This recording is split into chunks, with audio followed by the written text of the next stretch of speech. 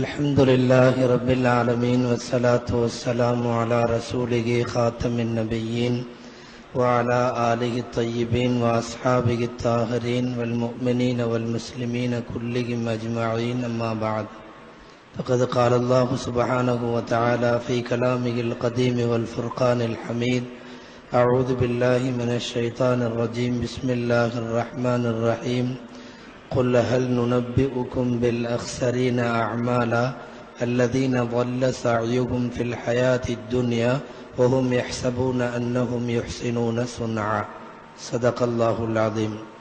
وقال رسول الله صلى الله عليه وسلم عليكم بسنتي وسنة الخلفاء الراشدين المهديين تمسكوا بها وعضوا عليها بالنواجذ أو كما قال صلى الله عليه وسلم. எல்லா புகழும் அல்லாஹு ஜல்ல ஷானுஹு தஆலா ஒருவனுக்கே உரித்தாக. அருமை நாயகம் முஹம்மதுர் ரசூலுல்லாஹ் ஸல்லல்லாஹு அலைஹி வஸல்லம் அவர்கள் மீதும் அவர்களின் சத்திய நெறியை பின்பற்றி வாழ்ந்த சஹாபாக்கள், தாபீன்கள், தபா தாபீன்கள், அக்தாபுகள், அவுலியாக்கள், சுவதாக்கள், சாலிகின்கள், பெரியோர்கள், நல்லோர்கள் நம் அனைவர் மீதும் அல்லாஹுவின் அன்பும் அருளும் என்றென்றும் நிறைவாக உண்டாவதாக. ஆமீன். கண்ணியத்திற்கும் மரியாதைக்கும் உரிய இந்த நிகழ்ச்சியினுடைய தலைவர் சங்கைக்குரிய ஆஜியார் அவர்களே, புதிதாக இந்த மாவட்டத்தினுடைய காஜியாக பொறுப்பேற்றிருக்கிற சங்கைக்குரிய அபுல் கலாம் ஹஸரத் அவர்களே, சமூகம் தந்திருக்கிற சங்கைக்குரிய உலமா பெருமக்களே, பெரியோர்களே, இந்த நிகழ்ச்சியை அழகாக நடத்தி கொண்டிருக்கக்கூடிய சேலம் மாநகர ஜமாத்துல் உலமா சபையினுடைய மரியாதைக்குரிய உலமா பெருமக்களே, முன்னிலை வகித்து கொண்டிருக்கக்கூடிய சமுதாய பெருமுகர்களே, அனைவருக்கும் என் ஆரம்பமான அஸ்ஸலாமு அலைக்கும் வரஹ்மத்துல்லாஹி வபரகாத்து. அல்லாஹுவின் பேரருளால் ஒரு சில விஷயங்களை உங்களுக்கு தெரிவிக்க வேண்டும் என்பதற்காக வேண்டி சில தலைப்புகளோடு மாலை தொடங்கிய இந்த நிகழ்ச்சி இன்னும் சிறிது நேரத்தில் நிறைவுக்கு வரப்போகிறது. அநேகமாய் ஒரு 1 அல்லது 2 ஆண்டுகளுக்கு முன்னால் இதே மண்டபத்தில் இதே போல ஒரு கடைசியாக பேசுவதற்கு நின்ற போது இருந்த ஏராளமான கூட்டம் இப்போது காணப்படவில்லை என்பதற்கு அல்லாஹுவே காரணத்தை அறிவான். இருந்தாலும் சபையிலே அமர்ந்திருப்பது 10 பேராக இருந்தாலும் ஏதேனும் ஒரு செய்தியை சொல்லி இந்த நிகழ்ச்சி நிறைவு பெற வேண்டும் என்பது இங்கு உள்ளவர்களின் ஏற்பாடு. இஸ்லாம் வெறுக்கும் அனாச்சாரங்கள் என்று எனக்கு தலைப்பு தந்திருக்கிறார்கள். உலமாக்களை தவிர இங்க இருக்கிற கூட்டத்தை பார்க்கிற போது நான் சேலத்தில் பேசுகிறேனா அல்லது பல்லவட்டியில் பேசுகிறேனா என்று தெரியாத ஒரு சூழ்நிலை இங்கே நிலவுகிறது. இஸ்லாம் வெறுக்கும் அனாச்சாரங்கள். அல்லாஹ் ரசூல் எந்த விஷயத்தை முடிவு செய்து கொடுத்து விட்டார்களோ அதற்கு பின்னால் புதிய விஷயங்களை, மூட நம்பிக்கைகளை, அனாச்சாரங்களை உருவாக்குவது அல்லது உருவாக்குபவர்கள் ஏதோ பல தவறுகளில் ஒரு தவறை செய்கிறார்கள் என்று பொத்தாம் பொதுவாக சொல்லிவிட முடியாது. இந்த மூடப்பழக்கம், அனாச்சாரம் என்பது தவறுகளில் கொஞ்சம் வலுவானது. ஏனென்றால் அவன் ஒரு புதிய தீனையை உற்பத்தி செய்கிறான் என்ற அர்த்தம். அனாச்சாரத்தை, மூட நம்பிக்கையை உருவாக்குகிறவர்கள் ஒரு புதிய தீனை உற்பத்தி செய்கிறார்கள். அல்லாஹ் ரசூல் சொல்லாதவைகளை செய்வது என்பதற்கு என்ன அர்த்தம் தெரியுமா? அல்லாஹ் ரசூல் சொன்னதோடு தீன் முடியவில்லை, அதற்கு மேலும் நான் சிலதை சொல்கிறேன், அதுவும் தீன் என்று மார்க்கத்தில் இல்லாததை இருப்பதாக வாதிடுகிற ஒரு அபாயகரமான சமூக பிணிதான் மூட நம்பிக்கைகள் என்பதும் அனாச்சாரங்கள் என்பதும். இதுல எல்லா அனாச்சாரங்களிலும் ஒரு பொதுவான செய்தி உண்டு. என்ன செய்தி? கடைசி வரை அவர்கள் அதை அனாச்சாரமாக கருதாமல் நன்மையான செயலாகவே கருதுகிறார்கள். ரொம்ப ஆபத்தான குற்றம் இது. ஒருவன் தவறை தவறு என்று தெரிந்து செய்து கொண்டிருப்பவன் திருந்துவதற்கான வாய்ப்பு உண்டு. ஆனால் தவறையும் கூட சரிதான் என்று நினைத்து செய்பவனுக்கு அவன் திருந்தவும் மீளவும் வழியில்லாத துர்பாக்கிய நிலை ஏற்படும். அல்லாஹ் சொல்லுவான் அல்லவா, அஃபமன் சுய்யின லஹு சூஉ அமலிஹி ஃபரஆஹு ஹஸனா. ஒரு தீய செயல் அவனுக்கு அலங்காரமாக காட்டப்பட்டு அதையே அவன் நல்லது என்று கருதி விடுவான். திருக்குர்ஆனிலே நாம் அறிந்திருக்கிற பிரபலமான கஹ்ஃபுடைய சூராவின் கடைசியில் வருகிற வாக்கியம் உங்களுக்கு நினைவிருக்கும். குல் ஹல் நுனப்பிஉக்கும் பில் அக்ஸரீன அமாலா. நபியே கேளுங்கள் அவர்களிடம், செயல்களில் மிக நஷ்டமடைந்தவர்களை பற்றி நாம் அறிவிக்கட்டுமா என்று கேளுங்கள். அவங்க யாரு? அல்லதீன வல்ல சஅயுகும் பில் ஹயாத்தி துன்யா. உலகத்திலே நிறைய செய்வார்கள், நிறைய முயற்சி செய்வார்கள், ஆனால் எல்லா முயற்சியும் வீணாக போய்விட்டது. வஹும் யஹ்ஸபூன அன்னஹும் யுஹ்ஸினூன சுன்ஆ. தாம் அழகிய செயலை செய்வதாக அவர்கள் கருதி கொள்ளுகிறார்கள். அது அழகா அசிங்கமா, அது மார்க்கத்தில் அனுமதிக்கப்பட்டதா அப்பாற்பட்டதா என்பது மறுமையில் அல்லாஹுவின் சமூகத்திற்கு முன் வருகிற போதுதான் தெரியும். பித்அத் என்பது, அனாச்சாரங்கள் என்பது, மூட நம்பிக்கைகள் என்பது அல்லாஹ் ரசூல் சொல்லாமல் பல்வேறு மதங்களில் இருந்தும் வேறு பல பழக்கங்களில் இருந்தும் சிலவற்றை நாம் எடுத்துக்கொண்டு இந்த மார்க்கத்தில் செயல்படுவது இந்த மார்க்கத்தை இடிப்பதற்கு சமம் என்பது அருமை நாயகம் ஸல்லல்லாஹு அலைஹி வஸல்லத்தினுடைய பாக்கியம் பொருந்திய நாவுகளிலிருந்து வெளிப்பட்ட செய்தி. இனி அனாச்சாரம்னு எனக்கு பொதுவா தலைப்பு கொடுக்கப்பட்டிருக்கு. அனாச்சாரத்துக்குள்ள புகுந்தா வெளியில ஃபஜ்ராகும். அவ்வளவு அனாச்சாரம் நம்மிடத்தில் இருக்கிறது. ஷரியத்து குறைவு, பித்அத்துகள் அதிகம். ஒரு நிக்காஹ், ஒரு கல்யாண வீடு அல்லது ஒரு மவுத்து வீடு அல்லது ஏதேனும் ஒரு சமுதாய நிகழ்ச்சி அல்லது சில நாட்கள் சில மாதங்கள் காலங்களை வைத்து செய்யப்படுகின்ற பல்வேறு விதமான அனாச்சாரங்கள் ஒவ்வொன்றுக்குள்ளும் ஆயிரம் ஆயிரம். நிக்காஹ் என்பது என்ன? தெளிவாக இஸ்லாம் சொல்லுகிறது 4 விஷயம். நிக்காஹ் என்ன 4 விஷயம்? ஈஜாபு, கபூல், மஹ்ர், வலீமா. முடிந்தது இஸ்லாமிய திருமணம். சபையோர்கள் சாட்சியாக, இந்த 2 பேர் சாட்சியாக நான் வழியாக இருந்து உனக்கு என் மகளை திருமணம் செய்து தருகிறேன் என்று அவர் சொல்றதுக்கு பேரு ஈஜாபு. நான் ஒப்புக்கொள்ளுகிறேன், ஒப்புக்கொண்டேன் என்று இவன் சொன்னதுக்கு பேரு, மாப்பிள்ளை சொல்றதுக்கு பேரு கபூல். இதை அடுத்து மணமகன் தருகிற மகர் தொகை, இதை ஒட்டி மணமகன் தருகிற வலீமா விருந்து. இந்த நாளை தவிர இஸ்லாமிய நிக்காஹ் ஏதாவது உண்டா? இல்லை. ஆனால் இந்த நாள் அல்லாமல் நாம் உருவாக்கி வைத்திருக்கிற நூற்றுக்கணக்கான விஷயங்கள் அத்தனையும் அனாச்சாரங்கள் என்ற பட்டியலுக்கு கீழே வர வேண்டும். பந்தல் போடுறதுல இருந்து, பத்திரிக்கை அடிக்கிறதுல இருந்து, அந்த வாழை இது தென்னங்கோலை அப்படியே வரிசையா கொண்டு போயிட்டே இருக்கலாம். எல்லாமே தொடக்கமே அனாச்சாரமாக, அது எங்கிருந்தோ வரக்கூடிய அனாச்சாரங்கள். முதல்ல கல்யாண பேச்சு முடிஞ்ச உடனே வீட்டுல உட்காந்து திடீர்னு இந்த எல்லாம் சுகர் பேஷண்ட்டுக்கெல்லாம் சாக்லேட் சாப்பிடுதுங்க. என்ன எல்லாம் சாக்லேட் சாப்பிடுறீங்க? இல்ல, முதல்ல கல்யாண வேலையை ஆரம்பிக்கிறப்ப வாயில இனிப்பு சாப்பிட்டு அதை துப்பிட்டு வெத்தலை பாக்கு போட்டுட்டு உப்பு மாவும் முதல்ல பிணையணும். அங்க தொடங்குது நம்ம அனாச்சாரத்தினுடைய படலம். அந்த உப்பு மாவும் பிணையறப்போ இனிப்பு திண்டு வெத்தலை வாக்கு போட்டு அங்கிருந்து தொடங்கி பேரு காலம் எல்லாம் முடிஞ்சு பேரு வைக்கிற வரையும் நீடுகிறது ஒரு திருமணத்தை ஒட்டிய அனாச்சாரம். மகர் கொடுப்பதில்லை, வரதட்சணைக்கு இங்க பஞ்சம் இல்லை. விசித்திரம். அரபி டிக்ஷனரி எடுத்து நீங்கள் ஆரம்பத்திலிருந்து கடைசி வரையும் அரபி அகராதியை புரட்டுங்கள். வரதட்சணைங்கிற தமிழ் வார்த்தைக்கு அரபி வார்த்தை இல்ல. உண்மைதான் இல்ல, அங்க மகர்னு மட்டும்தான் இருக்கு. ஏன்னா ஆண் பெண்ணிடம் இருந்து வாங்குவதுன்னு ஒண்ணு இருந்தா தானே அதுக்கு வார்த்தை இருக்கும். அரபியில வார்த்தை இல்லை.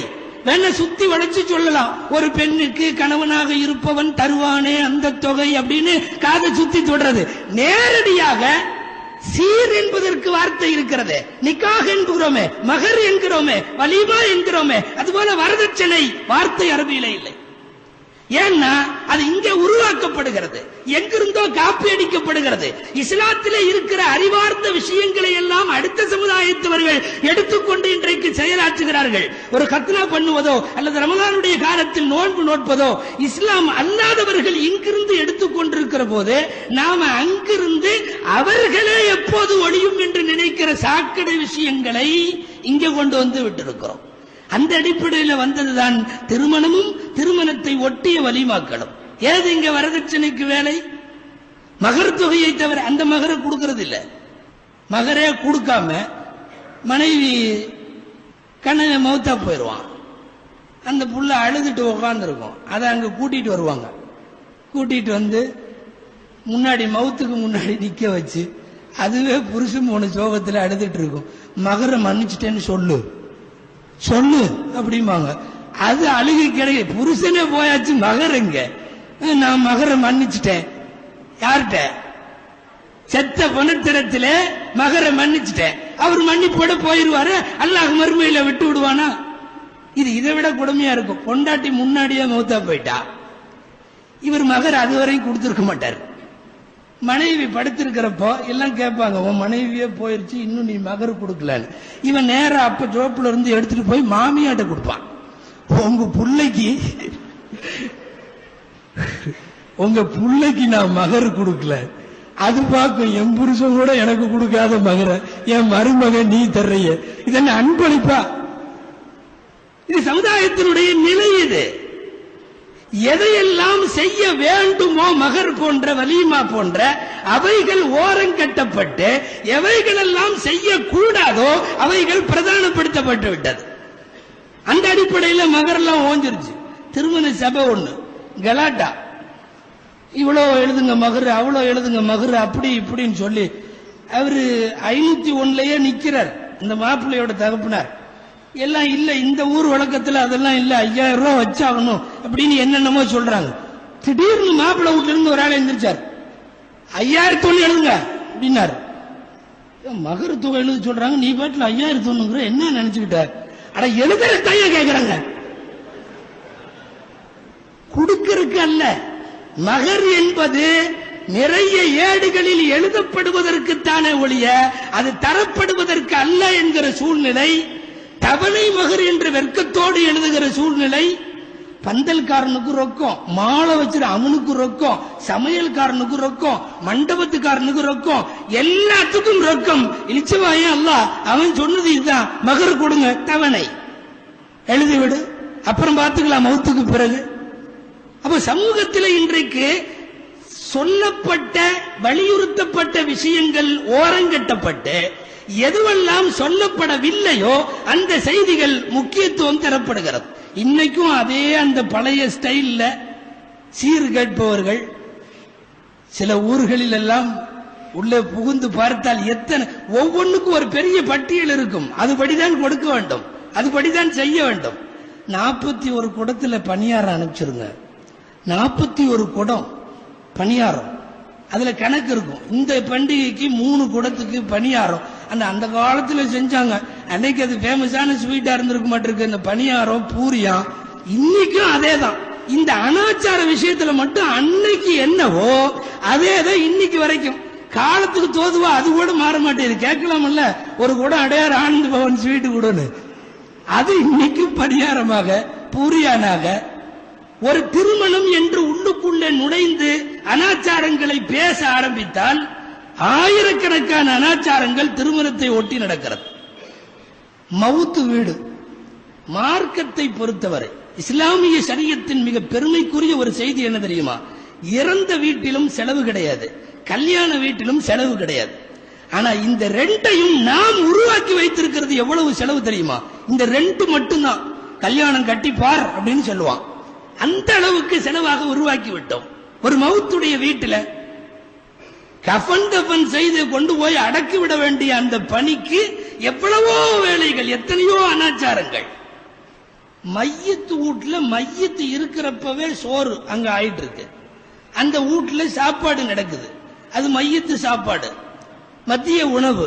எந்த அடிப்படையில் அவர்களுக்கு அந்த மையத்து வீட்டில சாப்பாடு கேட்பதற்கு மனம் வருகிறது? ஹதீஸ்ல பார்க்கிறோம், யாராவது ஒரு சஹாபியின் வீட்டில் மரணம் ஏற்பட்டால் நபி ஸல்லல்லாஹு அலைஹி வஸல்லம் சொல்வார்கள், அந்த வீட்டில் அவர்களுடைய செலவெல்லாம் கிடையாது, யாராவது கூப்பிட்டு நீங்கள் எல்லாம் செய்யுங்கள் என்பார்கள். யாரோ சமைத்து அவர்கள் சார்பாக யாரோ, இங்க மையத்து வீட்டினுடைய செலவாகவே நிறைய நடக்கும், வரிசையாக சாப்பாடுகள். இஸ்னஉ லி ஆலி அபி ஜஅஃபர் தஆமன் ஃபஇன்னஹு கத் அதாஹும் மா ஷகலஹும். அபூதாவுதுல ஹதீஸ்ல வருகிறது, ஜாஃபர் ரலியல்லாஹு அன்ஹு குடும்பத்தில் ஒரு மவுத் நடந்துருச்சு. அந்த குடும்பத்தினர்கள் அழுது கொண்டிருக்கிறார்கள். நபி ஸல்லல்லாஹு அலைஹி வஸல்லம் வந்தார்கள்.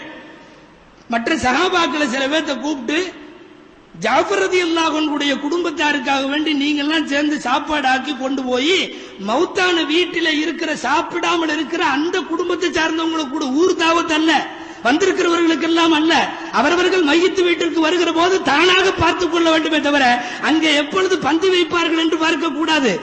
அபூதாவுது சஹீஹான ஹதீஸிலே அவர்கள், இமாம் அபூதாவுது ரஹ்மத்துல்லாஹி அலைஹி அவர்கள் தலைப்பே போடுகிறார்கள், எப்படி?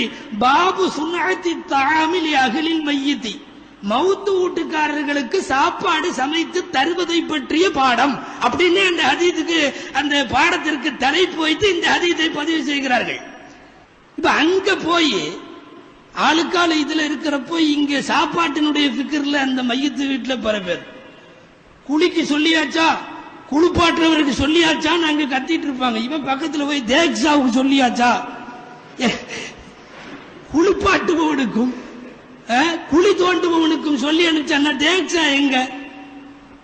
அது என்னவோ தெரியவில்லை, நம்மை பிடித்திருக்கிற ஒரு முசீபத்து. சமுதாயத்தின் எல்லா காரியமுமே தேக்ஸாவோட அட்டாச்சா தான் இருக்கும். நீங்க பாருங்க, நீங்க யோசிச்சு பாருங்க, உள்ள நுழைஞ்சு சொல்றதுன்னா நிறைய சொல்ல வேண்டியது வரும். தேக்ஸாவோட எல்லாம் அட்டாச்சு, இல்லைன்னா அங்க அவ்வளவு சரிப்படாது. இந்த மண்டபத்தினுடைய மேல் மாடியும் கீழ் மாடியும் ரொம்ப வைக்க முடியும், நாம செய்யல, அதை நிறைய சொல்ல முடியும். நம்முடைய காரியங்கள் எல்லாமே இதோடு சேர்ந்தவாறு தான் இருக்கிறது.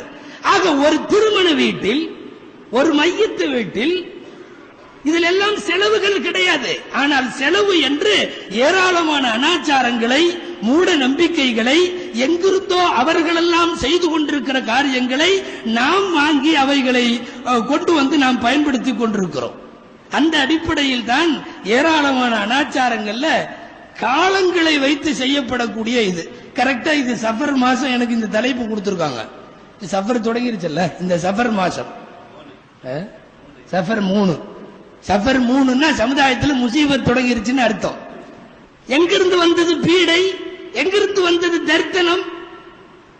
எல்லா நாளும் நல்ல நாளே அன்றைய சுபுகு தொழுதவனுக்கு, அதுதானே ஸல்லல்லாஹு அலைஹி வஸல்லம் பாடம்.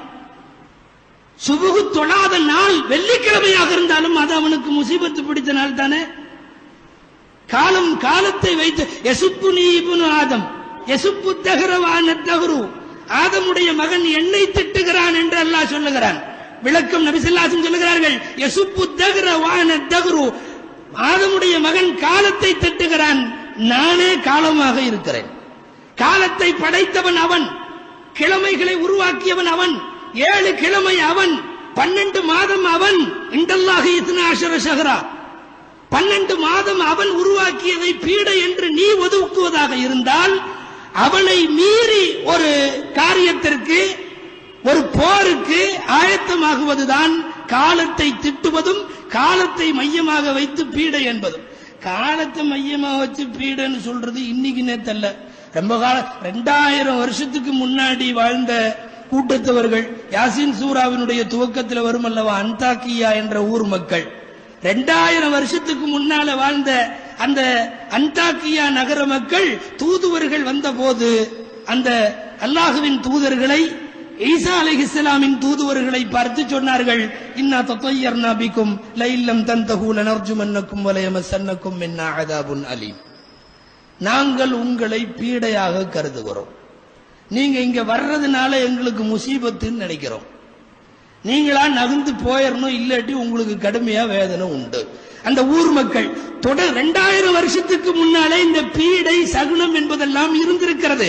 ஆனால் நீண்ட நெடிய காலமாக இருந்து வந்த பீடையை, முசீபத்தை, தரித்தனத்தை நபி ஸல்லல்லாஹு அலைஹி வஸல்லம் அவர்கள் அன்று அவர்களுடைய ஹஜ்ஜின் போது ஸல்லல்லாஹு அலைஹி வஸல்லம் வஃபாத்தாகுவதற்கு சில நாட்களுக்கு முன்னால் அறியாமை காலத்திலே இருந்த அனைத்து பழக்க வழக்கங்களும் என்னுடைய காலுக்கு கீழே புதைக்கப்படுகிறது என்று சொன்னார்கள் ஸல்லல்லாஹு அலைஹி வஸல்லம்.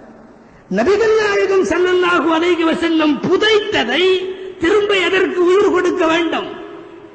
அந்த அடிப்படையில் தான் ஒரு மாதத்தை பீடை மாதமாக கருதி இந்த மாசத்துல குடி போறதில்லை, கல்யாணம் பண்றதில்லை, நல்ல காரியம் பண்றதில்லை, தூரமா சஃபர் செய்யறதில்லை, நகை நட்டு வாங்குறதில்லை, வீடு குடி போறதில்லை, இப்படி நிறைய சொல்லலாம். எல்லாம் ஒதுக்கி இதுல வேற பெருமையா என்னமோ இவங்க அத்தா வீட்டு ஷரியத்து மாதிரி நாங்க இந்த மாசம் ஒன்னும் பண்ண மாட்டோம். நீ பண்ண மாட்டேன்னு சொல்றதுக்கு உன் ஷரியத்தா, நீ உருவாக்கிய கிதாபா ஹதீதா, நாங்க இந்த மாசத்துல எதுவும் பண்றதில்லை, அப்புறம் இந்த மாசம் முடிஞ்சதுக்கு அப்புறம் பார்த்துக்கலாம். அவ செய்வதும் செய்யாததும் பீடை என்பதும் தரித்திரம் என்பதும் ஷரியத் இவர்களுடைய கைக்கு என்ன குத்தகையாக தரப்பட்டிருக்கிறது? நாம் யோசிக்க வேண்டும். இந்த மாதம் பீடை என்பதற்கு குர்ஆன் ஹதீஸ்ல ஆதாரம் இல்ல. சொல்ல போனா ரொம்ப பரக்கத்தான மாதம்ங்கிறதுக்கு ஆதாரம் இருக்கு. ஸைதுன்னு ஒரு சஹாபி இருந்தார் ரலியல்லாஹு அன்ஹு. அவரு திருக்குர்ஆனில பெயர் வந்திருக்கிற ஒரே சஹாபி இவர் மட்டும்தான். ஸல்லல்லாஹு அலைஹி வஸல்லம் பேர் வந்திருக்கு, நபிமார்கள் பேர் வந்திருக்கு, சஹாபாக்கள்ல இவர் ஒருத்தர் பேர் தான் வந்திருக்கு. அந்த ஸைத் ரலியல்லாஹு அன்ஹு அவங்க மனைவியை தலாக் விட்டுட்டாங்க. அப்போ அந்த அம்மா ஜைனப், நபி ஸல்லல்லாஹு அலைஹி வஸல்லம் தலாக் விடப்பட்டு தனியாக ஆதரவின்றி இருந்த அந்த பெண்ணை ஸல்லல்லாஹு அலைஹி வஸல்லம் திருமணம் செய்தார்கள். நாயகமாக செய்யவில்லை, அல்லாஹ் திருமணம் செய்ய சொன்னான். இந்த திருமணத்தை குறித்த நிகழ்ச்சி திருக்குர்ஆனுடைய 22வது ஜுஸுவில் அல்லாஹ் இந்த வார்த்தைகளில் பதிவு செய்திருக்கிறார். ஃபலம்மா கலா ஸைதும் மின்ஹா வதரன் ஸவ்வஜ்னாகஹா. ஸைத் அந்த பெண்ணிடமிருந்து தன் தேவையை முடித்துக் கொண்டு அவர் தனியாகிவிட்ட போது ஸவ்வஜ்னாகஹா, நாம் அந்த பெண்ணை மணமுடித்து வைத்தோம். யாரு? நம்முடைய பிள்ளைகளுக்கு நானும் நீங்களும் வழிகாரரா இருந்து வக்கீலா இருந்து நாம சாட்சியா இருந்து நடத்துவோம். இந்த திருமணத்தை தலாக் விடப்பட்ட அந்த பெண்ணிற்கும் நபிகள் நாயகம் ஸல்லல்லாஹு அலைஹி வஸல்லம் இடையே உள்ள திருமணத்தை நடத்தி வைப்பதாக அல்லாஹ் சொல்லுகிறான். ஸவ்வஜ்னாகஹா, நாம் உமக்கு நபி அந்த பெண்ணை திருமணம் முடித்து வைக்கிறோம். இந்த கல்யாணம் சஃபர் மாதம் நடந்தது. சஃபர் மாதத்தில் திருமணம் என்பது நபி ஸல்லல்லாஹு அலைஹி வஸல்லம் செஞ்சிருக்கிறாங்க. ரசூல் மட்டுமல்ல, அல்லாஹ் செய்து வைத்த திருமணம். இவ்வளவுக்கும் ஏன் அகில உலகத்தில் பெண்களின் முன்னோடி என்று தலைவி என்று அவ்வப்போது நாம் பேசிக் கொள்ளுகிற பாத்திமா ரலியல்லாஹு அன்ஹாவுடைய திருமணம் ஒரு அறிவிப்பின்படி அலிக்கும் பாத்திமாவுக்கும் சஃபர் மாசத்துல தான் கல்யாணம் நடந்துச்சு. இனி வேற எந்த திருமணம் நமக்கு வேணும்? சஃபர் மாசத்துல நல்ல காரியம் பண்ண வேண்டாம் அப்படிங்கிறதுக்கு வேற என்ன ஆதாரம்? ஒன்றுமில்லை.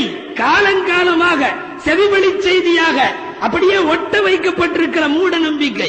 வைதா கீல லஹும் முத்தபிஉ மா அன்ஸலல்லாஹ் காலு ஹஸ்புனா மா வஜத்னா அலைஹி ஆபானா. அல்லாஹ் சொன்னதை கேளுங்கன்னு சொல்லப்பட்டா எங்க மூதாதையர்கள் என்ன சொன்னாங்களோ அதுவே போதும்னு சொல்லிடுவாங்களாம். திருக்குர்ஆன்ல நிறைய காபிர்களை பற்றி அல்லாஹ் சொல்லுகிற செய்தி அது என்ன? எப்ப அல்லாஹ் சொன்னதை கேளுங்கன்னு சொன்னா அந்த கூட்டத்தவர்கள் எல்லாம் என்ன பதில் சொன்னார்கள்னா, ஹஸ்புனா மா வஜத்னா அலைஹி ஆபானா, எங்களுடைய மூதாதையர்கள் எங்களுக்கு அவர்கள் காட்டி கொடுத்த நெறிமுறையே போதும், அல்லாஹ் ரசூலுடைய இது தேவையில்லைன்ட்டாங்க. இன்றைக்கு அதே போலத்தான் ஆயிரம் ஆதாரம் சொன்னாலும் சஃபர் மாதத்தில் அப்படி எல்லாம் இல்லை என்று சொன்னாலும் திரும்ப திரும்ப முசீபத்தை பிடிக்கிறோம் என்று சொன்னால் மூதாதையர்கள் சொல்றதுக்கு அடுத்ததுதான் அல்லாஹ் ரசூல் சொல்லுவது அல்லாஹ் காப்பாற்ற வேண்டும். அப்படி ஒரு முடிவு நம் கருத்துகளிலே துணிக்கிறது. மாதம் பீடை அல்ல, ரொம்ப பரக்கத்தான மாசம். யாராவது ஸல்லல்லாஹு அலைஹி வஸல்லத்தினுடைய சுன்னத்து பிரகாரம் இந்த காலத்துல செயல்படணும்னு நினைச்சீங்கன்னா அவங்க சஃபர்ல கல்யாணம் பண்ணணும், சஃபர்ல கடை ஓபன் பண்ணணும். அதுதான் சுன்னத்து. அந்த காலத்துல நபி ஸல்லல்லாஹு அலைஹி வஸல்லமுடைய காலத்துல ரமலானை ஒட்டிய ஷவ்வால் அது பீடையா இருந்துச்சு. இன்னைக்கு நம்ம சஃபர் மாதிரி, அன்னைக்கு அங்க ஷவ்வால் பீடை. ஷவ்வால்ல குடி போக மாட்டாங்க, ரம்ஜானை ஒட்டிய மாதம். ஷவ்வால்ல நல்ல காரியம் பண்ண மாட்டாங்க, எதுவும் பண்ண மாட்டாங்க. ஸல்லல்லாஹு அலைஹி வஸல்லம் அவர்கள் மணமுடித்த மனைவியர்களில் கன்னி பெண்ணாக எல்லா விதத்திலும் தேர்ச்சி பெற்றவர்களாக இருந்த அன்னை ஆயிஷாவை நபி ஸல்லல்லாஹு அலைஹி வஸல்லம் மணமுடிப்பது என்ற முடிவுக்கு வருகிற போது அறிவித்தார்கள், ஷவ்வாலிலே திருமணம். ஊரே வியந்தது. ஐயோ, பீட மாசத்துல இவர் கல்யாணம் பண்ண போறாரு, தர்த்தனம் பிடிச்ச மாசத்துல. அப்படித்தானே இன்றைக்கு சஃபர்ல வச்சா எங்கிருந்தாவது முஃப்திகள் வந்துருவாங்க, நம்மளுக்கு சொந்தக்காரங்க, பத்துவா கொடுக்கறவங்க வந்து, சஃபர்லயே வைக்கிற, எதுக்கும் பார்த்து யோசனை பண்ணிக்கோ, துருப்ப போட்டு போயிருவாங்க. இது இங்க உட்காந்து இதுல இந்த வளர் பிற தேய் பிற ஆயிரம் அனாச்சாரம். அப்போ நபி ஸல்லல்லாஹு அலைஹி வஸல்லம் அறிவித்தார்கள், ஷவ்வாலில் எனக்கும் ஆயிஷாவுக்கும் திருமணம். ஊரே வேறு மாதிரியாக பார்த்தது. நபி ஸல்லல்லாஹு அலைஹி வஸல்லம் துணிந்து செய்தார்கள், ஷவ்வாலிலே திருமணம். ஆயிஷா ரலியல்லாஹு அன்ஹாவுடைய வார்த்தைகளில் சொல்லுவதானால் அவர்களே சொல்லுகிறார்கள், நக்கஹனி ரசூலுல்லாஹி ஸல்லல்லாஹு அலைஹி வஸல்லம் ஃபீ ஷவ்வால் வ பனாபி ஃபீ ஷவ்வால் ஃபஅய்யு நிசாஇன் இன்தஹு அஹ்லா மின்னி. நபி ஸல்லல்லாஹு அலைஹி வஸல்லம் என்னை ஷவ்வாலில் தான் திருமணம் செய்தார்கள். ஊருக்கு அது பீட மாசம். நபி ஸல்லல்லாஹு அலைஹி வஸல்லம் திருமணம் செய்து கொஞ்ச ஆண்டுகள் கழித்து நானும் நபி ஸல்லல்லாஹு அலைஹி வஸல்லமும் தாம்பத்திய வாழ்க்கை துவக்கியதும் ஷவ்வால் மாதத்திலே தான் துவக்கினோம். அது ஊருக்கு பீட மாசம். அப்ப ஊர் பீடை மாதம் என்று சொன்ன ஒரு நாளில் திருமணம் செய்து அப்பவே தாம்பத்தியம் நடத்தி எல்லாமே அந்த ஷவ்வாலிலேயே நடைபெற்றது. நிகழ்ச்சியின் அந்த ஹதீஸின் இறுதியில் நபி ஸல்லல்லாஹு அலைஹி வஸல்லம் கேட்கிறார்கள், நபி ஸல்லல்லாஹு அலைஹி வஸல்லத்தினுடைய மனைவிமார்களில் எந்த மனைவி என்னை போல பாக்கியம் பெற்ற மனைவி? என்ன ஆயிஷா ரலியல்லாஹு அன்ஹா ஊர் உலகம் பீடை மாதம் என்று சொன்ன மாதத்தில் திருமணம் செய்த காரணத்தால் அவர்கள் அடைந்த சிறப்புகள் ஏராளம் ஏராளம். ஆயிஷா ரலியல்லாஹு அன்ஹாவின் சிறப்புகள், ஒரு பெண் பத்தினி பெண் என்று சுமார் 14 வசனங்கள் திருக்குரானிலே ஒரு தனிப்பட்ட பெண்ணினுடைய கற்பை பற்றியும் அப்பெண்ணினுடைய பத்திரித்தனத்தை பற்றியும் குரான் பேசுகிறது என்றால் அது ஆயிஷாவை பற்றித்தான். சூரத்து நூரிலே அன்னை ஆயிஷா ரலியல்லாஹு அன்ஹா மிகச்சிறந்த பெண், அந்த பெண் பத்தினி என்று கூறி ஏராளமான வசனங்கள் அல்லாஹ் இறக்கி தந்தார். ஆயிஷா ரலியல்லாஹு அன்ஹா அடைந்த பாக்கியம் கொஞ்ச நெஞ்சம் அல்ல. பீடை மாதத்திலே என்று மக்கள் ஒதுக்கி வைத்த மாதத்தில் திருமணம் செஞ்சதுனால எந்த வகையில குறைஞ்சு போயிட்டாங்க ஆயிஷா ரலியல்லாஹு அன்ஹா? நபி ஸல்லல்லாஹு அலைஹி வஸல்லம் வஃபாத் ஆகிற போது 18 வயசு. ஸல்லல்லாஹு அலைஹி வஸல்லம் வஃபாத்துக்கு பின்னாடி 48 வயசு வாழ்ந்தார்கள். நமக்கெல்லாம் சின்ன வயசு ஆயிஷா ரலியல்லாஹு அன்ஹாவை பற்றி தான் தெரியும். மூதாட்டியான ஆயிஷாவை பற்றி கேள்விப்பட்டிருக்கிறீர்களா? ரசூல் ஸல்லல்லாஹு அலைஹி வஸல்லத்துக்கு பின்னாடி 48 வருஷம். ஆயிஷா ரலியல்லாஹு அன்ஹா வஃபாத் ஆகிற போது அவர்களின் வயது 73. முழுக்க முழுக்க நிறைத்து போன மூதாட்டியாக இருக்கிற அன்னை ஆயிஷாவிடம் இருந்துதான் இந்த உம்மத்திற்கு ஏராளமான செய்திகள் கிடைத்தது. 73 வயதிலே அன்னை ஆயிஷா ரலியல்லாஹு அன்ஹா வஃபாத் ஆனார்கள். நபி ஸல்லல்லாஹு அலைஹி வஸல்லம் மௌத்தா போனதுக்கு அப்புறம் 48 வருஷம் ஹதீஸுடைய பாடம் நடத்தினார்கள். திரைச்சீலைக்கு பின்னாலே அவர்களிடத்தில் ஓதி அமர்ந்து பாடம் படித்த தாபிஈன்கள் மிகப்பெரியவர்களாக ஆனார்கள்.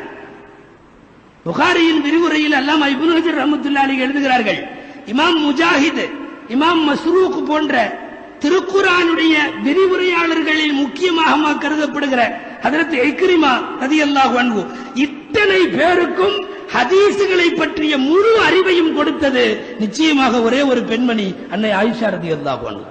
இன்னைக்கு அவர்கள் தான் நமக்கு திருக்குர்ஆன் விரிவுரையாளர்கள். ஏதாவது ஆயத்தா இக்ரிமா என்ன சொல்லுகிறார்கள், ஹஜ்ரத் முஜாஹித் என்ன சொல்லுகிறார்கள் என்றெல்லாம் தேடுகிறோம். அந்த திருக்குர்ஆன் விரிவுரையாளர்களுக்கு ஒரு ஸ்கிரீனுக்கு பின்னாலே பாடம் நடத்தியது அன்னை ஆயிஷா ரலியல்லாஹு அன்ஹா.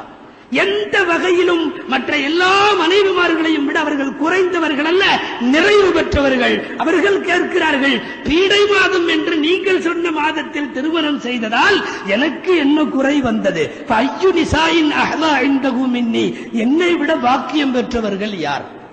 2210 ஹதீஸ்கள் இந்த உம்மத்திற்கு அன்னை ஆயிஷா அறிவித்திருக்கிறார்கள். ஒரு 4 நாள் ஆயிஷா ரலியல்லாஹு அன்ஹாவுடைய பேரு வராம தரிச ஹதீஸ் பாடம் நடத்த முடியாது.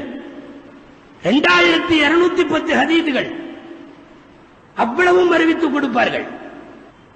அல்லாமா ஹசன் பஸ்ரி ரஹ்மத்துல்லாஹி அலைஹி உள்ளிட்ட மூத்த தாபிஈன்களுடைய காலத்தில் இருந்தவர்கள் எழுதி தருகிறார்கள், இந்த உம்மத்திற்கு கிடைத்திருக்கிற ஷரியத்தினுடைய சட்டங்களில் 3இல் 1 பகுதி ஆயிஷா ரலியல்லாஹு அன்ஹாவுடைய. நம்முடைய ஃபிக்ஹ் என்று சொல்லுகிறோமே மார்க்க சட்டங்கள், ஃபிக்ஹினுடைய 3இல் 1 பகுதிக்கு சொந்தம் யார் தெரியுமா? அன்னை ஆயிஷா ரலியல்லாஹு அன்ஹா. அவர்களின் ஹதீஸ்களை வைத்துத்தான் இவ்வளவு ஃபிக்ஹுகளும் நமக்கு கிடைத்திருக்கிறது. சாதாரணமானவர்கள் அல்ல. அன்னை ஆயிஷா ரலியல்லாஹு அன்ஹா ஹாஃபிலத்துன் நஸப், அதாவது இன்றைய பாணியில சொன்னால் வரலாற்று ஆய்வாளர். பொதுவாகவே சஹாபாக்களுக்கு மத்தியில் அந்த குலங்கள், கோத்திரங்கள், வம்சங்கள் இது அத்தனையும் அப்படியே மனப்பாடமா அத்துப்படியா இருந்தது அபூபக்கர் ரலியல்லாஹு அன்ஹு தான்.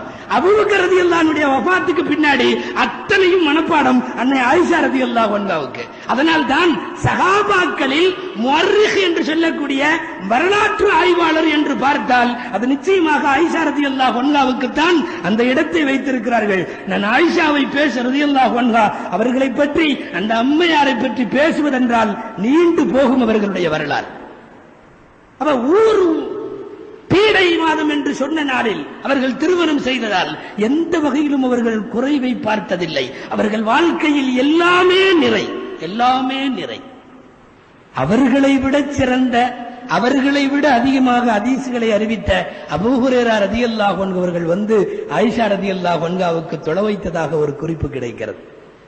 அதற்கு அடுத்து இந்த உம்மத்திலேயே அதிகமான ஹதீஸ்கள் 2210 ஹதீஸ்கள். ஒரு தயம்மம் போன்ற சட்டங்கள் வருவதற்கு காரணமாக இருந்தவர்கள் அன்னை ஆயிஷா ரலியல்லாஹு அன்ஹா.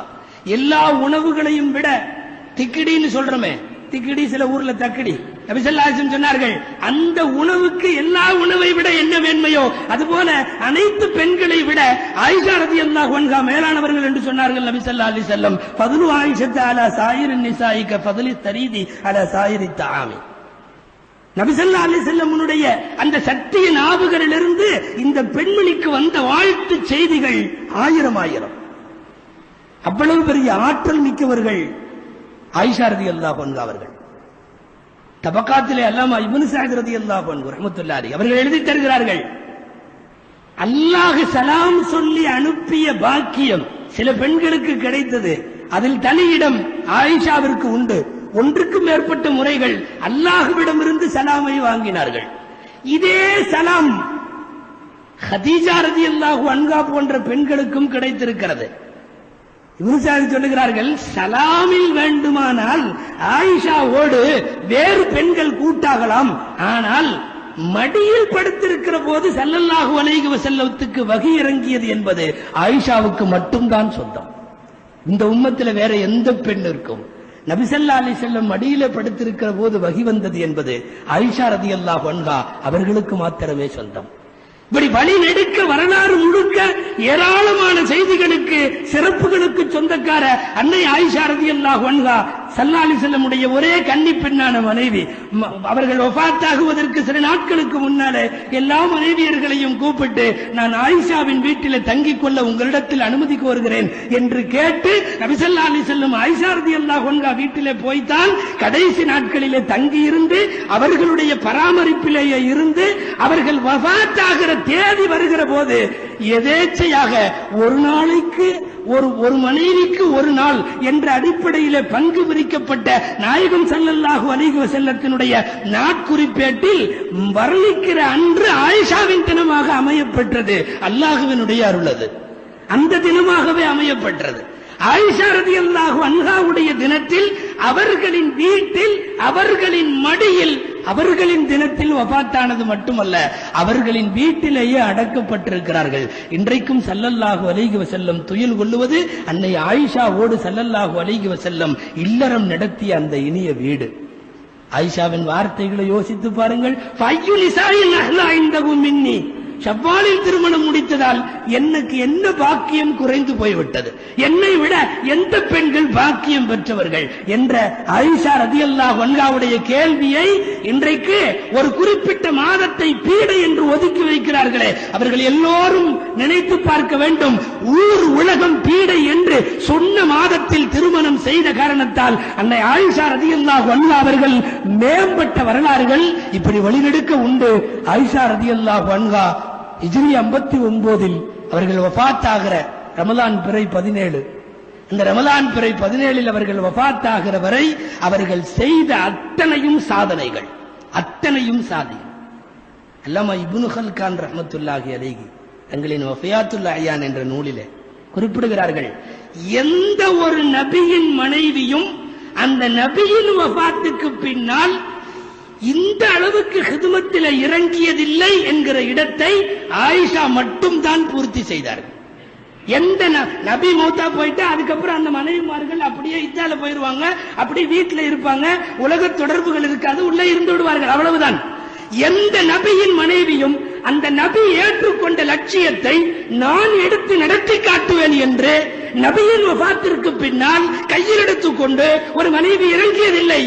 அன்னை ஆயிஷாவை ரலியல்லாஹு அன்ஹாவை தவிர நபி ஸல்லல்லாஹு அலைஹி வஸல்லத்துடைய மனைவிமார்களில் மற்றவர்களை எல்லாம் விட அன்னை ஆயிஷா அவர்கள் ஒரு மிஷனரியை நபி ஸல்லல்லாஹு அலைஹி வஸல்லம் விட்டு போன பணியை எடுத்துக்கொண்டு களத்தில் இறங்கி 48 வருஷம் இனிமேல் இந்த உம்மத்திற்கு ரசூல் ஸல்லல்லாஹு அலைஹி வஸல்லத்துடைய குடும்பத்தின் தேவையில்லை என்கிற அளவுக்கு பிரச்சாரத்தை முடுக்கிவிட்டு சாதனைக்கு முற்றுப்புள்ளி வைத்துவிட்டு போனவர்கள் அன்னை ஆயிஷா ரலியல்லாஹு அன்ஹா. வரலாற்றில் இப்படி நாமெல்லாம் கெட்ட நாள் என்று சொல்லக்கூடிய நாளில் திருமணம் செய்து மேம்பட்டவர்கள் நிறைய. கொஞ்சம் யோசிச்சு பார்க்கலாமே, சஃபர் மாசத்துல கல்யாணம் பண்ண எல்லாரும் கெட்டு போயிட்டாங்களா? நமக்கு அது தெரியுமா? அதையே இப்படி கேட்கலாமே, வேற மாசத்துல கல்யாணம் பண்ணவங்க எல்லாம் கரெக்டா தான் வாழ்ந்துட்டு இருக்காங்களா? அதுவும் தலாக்காயிட்டு இருக்கு. ஷாபான்லயே கல்யாணம் வைங்க, ரஜப்ல வைங்க, துல்ஹஜ்ல வைங்க, நடக்கத்தான் செய்யுது. அடுத்த 6 மாசத்துல பிச்சுக்குது தலாக்குன்னு. சஃபரிலே திருமணம் செய்து உயர்வான வாழ்க்கை வாழ்பவர்களும் உண்டு. சஃபர் அல்லாத மாதத்திலே திருமணம் செய்து உறவுகள் முறிந்து போய்விடக்கூடியவைகளும் உண்டு. எனவே காலத்தை திட்டுவது அல்லாஹுவை திட்டுவது, ஒரு மாதத்தை, ஒரு நாளை, ஒரு வாரத்தை எதையேனும் திட்டுவது அது அல்லாஹுவை திட்டுவதாக இருக்கும். அதுல இந்த மாசத்தோட கடைசியில ஒரு புதன்கிழமை வருது, ஒடுக்கத்து புதன்னு பேர். நான் விரிவா உள்ள போக விரும்பல. அந்த தோதுவான மாசமா இருக்கிறதுனால அனாச்சாரம் என்று முதல்ல இந்த மாசத்தினுடைய அனாச்சாரத்தை சொல்லணும். அதுக்கு சில ஊர்ல பெருநாள்னு பேர் வச்சிருக்கான். ஒடுக்கத்து புதனை ஒடுக்கத்து பெருநாள், பெருநாள்ங்கிறது ஈதுக்கு சொல்ற வார்த்தை, அதை கொண்டு வந்து ஒடுக்கத்து பெருநாள் என்று வைக்கிறான். அன்னைக்கு ஒரு குளிப்பு ஒண்ணு குளிப்பாங்க, எண்ணெய் தேய்ச்சி குளிக்கிறது. எங்கேயாவது நம்ம சரீரத்துல எண்ணெய் தேய்ச்சி குளிக்கிறதெல்லாம் இருக்கா? எண்ணெய் தேய்ச்சி குளிக்கிறது, நெய்யை தேய்ச்சி குளிக்கிறது, பாலை ஊத்தி குளிக்கிறது, அந்த அபிஷேகம் எல்லாம் நம்மள்கிட்ட இல்ல. நிகழ்ச்சி ஒன்று எனக்கு நினைவுக்கு வருகிறது. கோயமுத்தூர்ல ஒரு இந்தாதுல்லும் அரபிக் கல்லூரின்னு ஒரு கல்லூரி, அங்க அரபிக் கல்லூரியில மலர் போட்டாங்க. 25வது ஆண்டு மலர். அந்த மலர் வெளியீட்டு விழாவெல்லாம் நடந்துச்சு.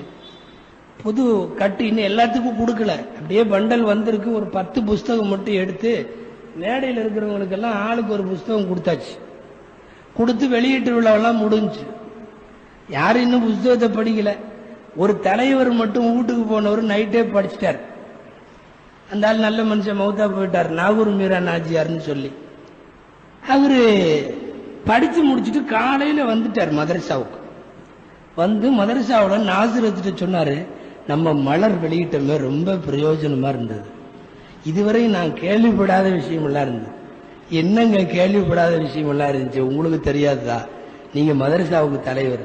இல்ல சிறுத்தை, நான் இத்தனை நாளா இந்த நெய்யூத்தி குளிக்கிறதெல்லாம் எனக்கு தெரியாது, அதுலதான் படிச்சேங்க. நெய்யூத்தி குளிக்கிறதா எனக்கும் தெரியாதியா? அப்படி ஒரு குளிப்பு மதரசாவுடைய முதல்வர் சொல்றாரு, எனக்கும் தெரியாது. கடைசியில விஷயம் என்னன்னா, நான் சுருக்கமா முடிச்சிடுறேன். நம்ம எல்லாம் கட்டுரை எல்லாம் எழுதி கொண்டு போய் கொடுத்தது ஒரு பிரஸ். இப்ப மாதிரி கம்ப்யூட்டர் டிடிபி இல்ல, அந்த அச்சு கூக்குற அந்த இது அச்சு கோர்த்து கம்போசிங் பண்றது, அதை கொண்டு போய் கொடுத்த உள்ள செக்ஷன்ல யாரோ ஒருத்தர் வேற்று சமயத்தை சார்ந்த ஒரு சகோதரன், அவன் வந்து குளிப்பின் சட்டங்கள்னு ஒரு கட்டுரை. அந்த குளிப்பின் சட்டங்கள்ங்கிற கட்டுரையில வரிசையா முதலில் கைகளை கழுவ வேண்டும், அசுத்தமான இடங்களை சுத்தப்படுத்த வேண்டும், இப்படி வந்துட்டு இருந்துச்சு. இடையில நிய்யத்து செய்ய வேண்டும், நிய்யத்து செய்து குளிக்க வேண்டும்.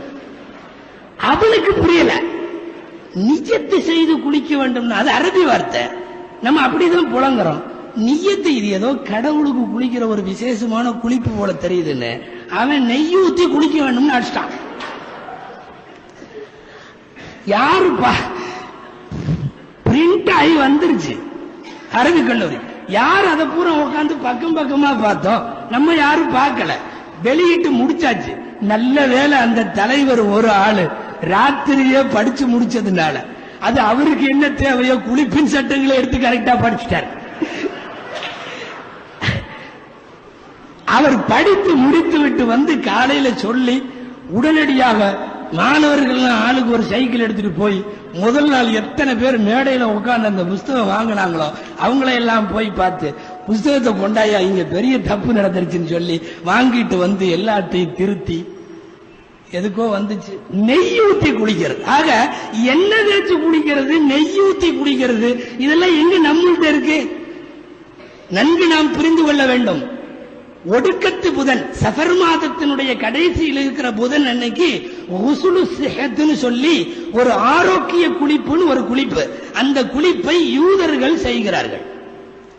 யூதர்கள் சில முஸ்லிம்களுக்கு அது அவர்கள் ஊடுருவ செய்ததன் விளைவாக முஸ்லிம்களும் இன்றைக்கு செய்கிறார்கள். உலகத்திலேயே ஒடுக்கத்து புதன் அன்னைக்கு குளிக்கிறது யூத மதத்தை தவிர வேற யாரும் இல்லை. நாம் தெரிந்து கொள்ள வேண்டும், நாம் குளிக்கிற குளிப்பு எங்கே போய் இணைக்கப்படுகிறது என்பதை யோசியுங்கள். ஒரு சின்ன விஷயத்திலே கூட யூதர்களின் வழிபாட்டுகளோடு நம்முடைய வழிபாடு எங்கேயும் மோதி விடாதவாறு, ஒத்துப்போய் விடாதவாறு நபி ஸல்லல்லாஹு அலைஹி வஸல்லம் நிறைய ஹதீஸ்களை பார்த்து கொண்டிருக்கிறார்கள் என்கிற விரிவான செய்திகள் நீங்கள் கேள்விப்பட்டிருக்கலாம். ஆக யூத மதத்திற்கு ஒப்பான அந்த ஒடுக்கத்து புதன் என்பதற்கு இந்த மார்க்கத்தில் இது போன்ற அனாச்சாரங்களுக்கெல்லாம் வேலை இல்லை. இது பரவாயில்ல, குளிச்சுட்டு வீட்டுல இருந்துட்டா பிரச்சனை இல்லை. சாயந்தரம் வீட்டை பூட்டிட்டு கிளம்பிடுவாங்க. எங்காவது கார்டனுக்கு போறது, பச்சை புல்லு இருக்கிற இடத்துக்கு போறது. என்னன்னா வீட்டுல இருந்தா முசீபத்து இறங்கிடும். நல்லா அவ்வளவு இழிச்சு வாயினா நீ வீட்டை பூட்டிட்டு போயிட்டேன்னா அடடா பெருசா திண்டுக்கல் போட்டிருக்கு இவனை விட்டுரு. அடிப்படை நம்பிக்கையே சரியில்லை என்றல்லவா அர்த்தம்.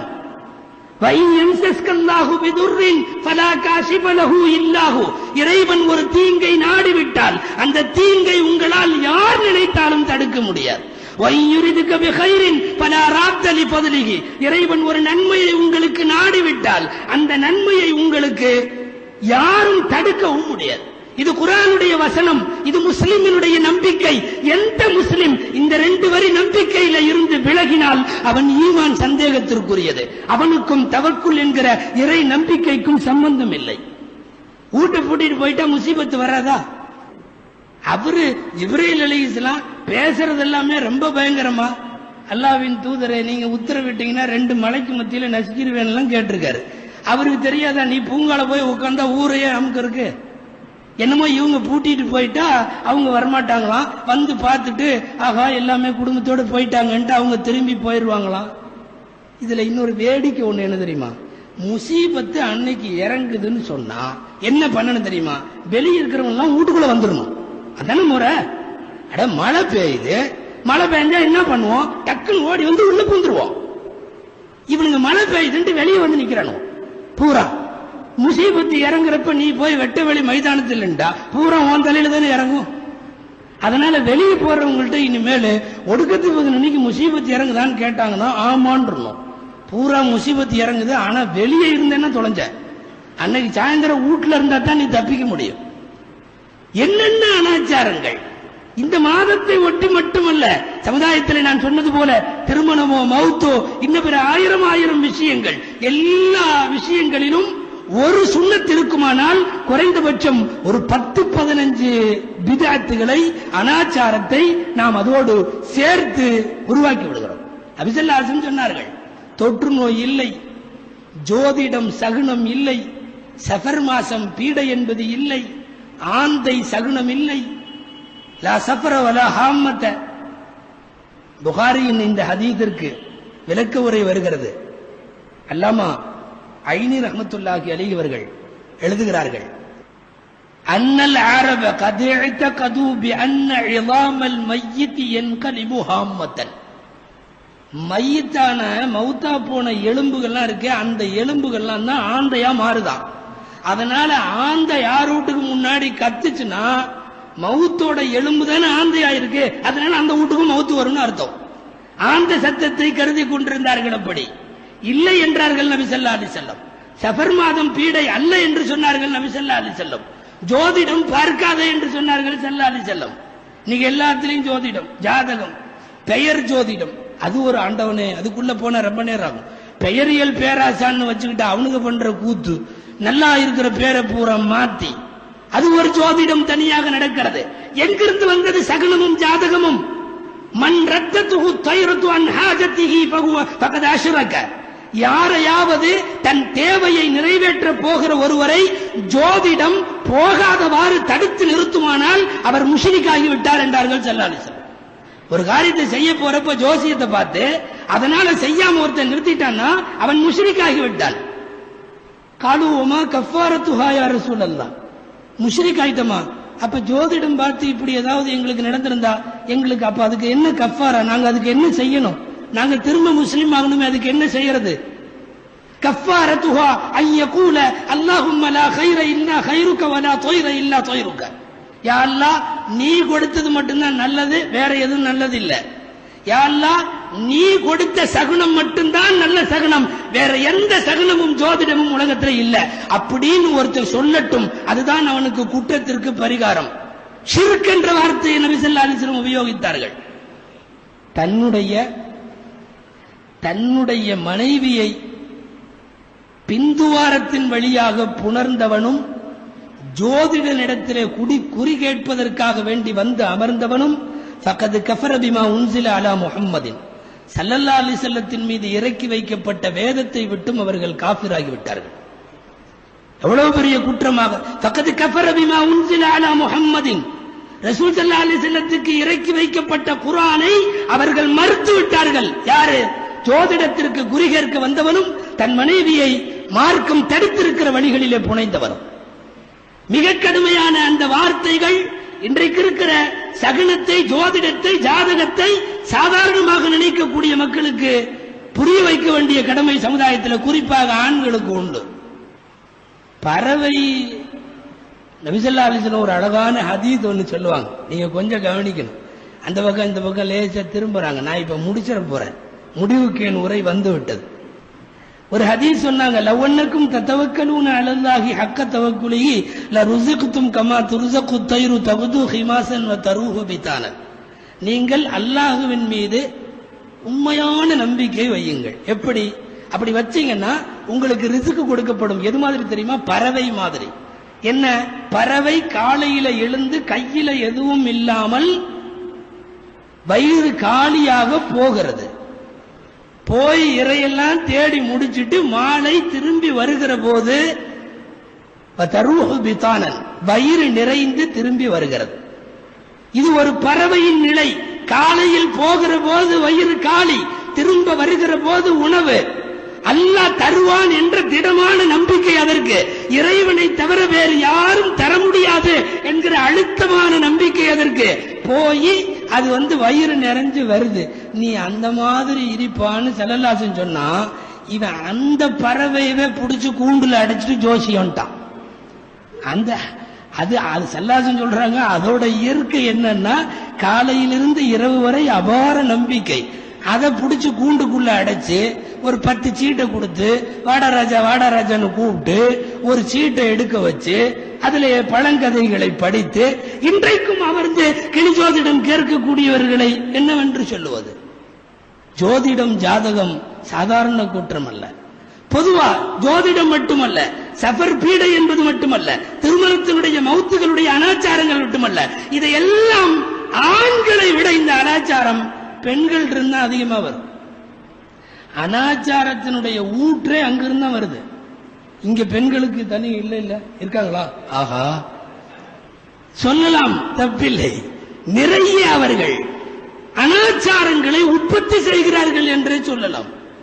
பூனை குறுக்கு போறது, பள்ளி சத்தம் போடுறது, என்னமோ உள்ளங்கை அரிக்கிறது. உள்ளங்கை அரிச்சா காசு கிடைக்குமா? உடம்பு பூரா அரிச்சாலும் காசு கிடைக்க மாட்டேங்குது. எங்க காசு கிடைக்கிறது? பூனை குறுக்க போகுதான். பூனை குறுக்க போயிட்டா முசீபத்தான். பூனை பாலை மட்டும் திருடுது. பூனையை விட எல்லாத்தையும் திருடிட்டு இருக்கிற எத்தனையோ பேர் முன்னால போறான். அதையெல்லாம் நாம சகுனமாக கருதுகிறோமா? நூற்றுக்கணக்கான பெண்கள் உருவாக்கி வைத்திருக்கிற அவர்களுடைய இது அனாச்சாரங்கள் நிறைய, என்னென்னமோ அனாச்சாரங்கள். மார்க்கத்தில் அறிவார்ந்த கேள்விகளே கேட்க மாட்டாங்க. பொம்பளைகள் இருந்து நீங்க ஏதாவது அஜர்த்மார்கள்லாம் வந்திருக்காங்க, ஆலிம்கள்லாம் ஏதாவது மசாயில் கேட்டனா கேளுங்கன்னா, ஏதாவது மார்க்கம் வலியுறுத்துகிற நல்ல மசாயில் ஏதாவது கேட்பாங்கன்னு நினைக்கிறீங்களா? அதெல்லாம் கேட்க மாட்டாங்க. ஹஜரத் அஸ்ஸலாமு அலைக்கும், நாங்க 5 வயசுல எங்க பையனுக்கு அவன் உயரத்துக்கு ரொட்டி சுட்டு கொடுக்கறதுன்னு நேர்ச்சி பண்ணியிருந்தோம். அப்ப செய்ய முடியாம போயிருச்சு. இப்ப அவன் 10 வயசு ஆயிட்டான். அவனுக்கு அந்த உயரத்துல கொடுக்கணுமா இல்ல இப்ப இருக்கிற உயரத்துல கொடுக்கணுமா? இல்ல, நான் ஒரு சாம்பிளுக்கு சொல்றேன். இந்த மாதிரி கேள்விகள் தான் அங்கிருந்து வருகிறது. அவர்களுக்கு தேவையான சட்டங்கள் எத்தனையோ அதெல்லாம் கேட்கல. இதுக்கு எந்த கிதாபை பார்த்து பதில் சொல்றது? அந்த உயரமா இல்ல 5 வயசோட உயரமா? முதல்ல இந்த உயரம் வரை ரொட்டிங்கிறது எங்கிருந்து வருது? நூற்றுக்கணக்கான அனாச்சாரங்களின் உருவகங்கள் அங்க அவங்கள்ட்ட. எதையாவது கொஞ்சம் சொன்னோம்னா இவர் சரியா ஓதல அப்படின்ற முடிவுக்கு வருவாங்களே ஒழிய அது அனாச்சாரம்ன்ற முடிவுக்கு வரமாட்டாங்க. உண்மை, பல ஊர்கள்ல அந்த ஒடுக்கத்து புதனன்றைக்கு மாவிலையில எழுதி கரைச்சு குடிப்பாங்க. குடிச்சிட்டா 1 வருஷத்துக்கு அதான் டானிக்கு, ஒன்னும் வராது, எதுவும் வராது அவருக்கு. அந்த மாதிரி அந்த எழுத கொண்டு போய் ஒரு ஊர்ல அரபிக் கல்லூரி முதல்வர்கிட்ட கொண்டு போய் கொடுத்து, அவர் இது என்னன்னே தெரியாதுமான உன்ன சரியா ஓதல போல தெரியுது. யாரு அவர்? மௌலவிகளுக்கெல்லாம் உஸ்தாது.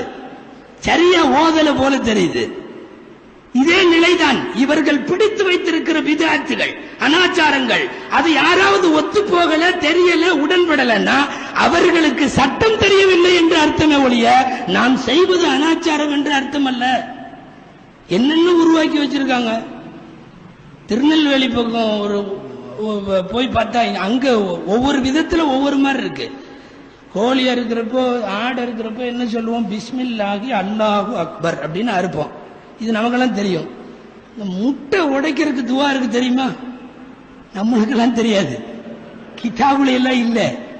அங்க போனா அந்த அம்மா மாதிரி சொல்லி தர்றாங்க, முட்டை உடைக்கிறதுக்கு துவா இருக்கு. நீங்க என்னத்தை ஓதுனீங்க? எங்க சொல்லுங்க பார்க்கலாம். என்னன்னா, முட்டையை ரெடியா கையில எடுத்து புடிச்சிட்டு காவத்துல்லா மகன் கூவத்துல்லா, இது வருது வசனம். முட்டையை கையில வச்சுட்டு காவத்துல்லா மகன் கூவத்துல்லா, புடிக்கிறதுக்கு கழுத்து இல்ல, அறுக்கிறதுக்கு கத்தி இல்ல, பிஸ்மில்லாஹி அல்லாஹு அக்பர், டக்குன்னு உடைச்சு ஊத்திர வேண்டியது. என்னங்க, கூவத்துல்லா மகன் காவத்துல்லா, புடிக்கிறதுக்கு கழுத்து இல்ல, அறுக்கிறதுக்கு கத்தி இல்ல, பிஸ்மில்லாஹி அல்லாஹு அக்பர். இந்த துவாவை எந்த காசியாவது சொல்லிட முடியுமா? இல்ல எந்த ஆளும் எடுத்தாவுல பாத்திர முடியுமா? இது எங்கிருந்தோ வருகிறது, அப்படியே வரிசையா வருது. இதனுடைய தொடரை போய் பிடிப்பது பெரிய சிரமம். முஹத்திஸீன்களுடைய தொடரை கூட பிடித்து விடலாம். எங்கிருந்தோ அப்படியே வருகிறது.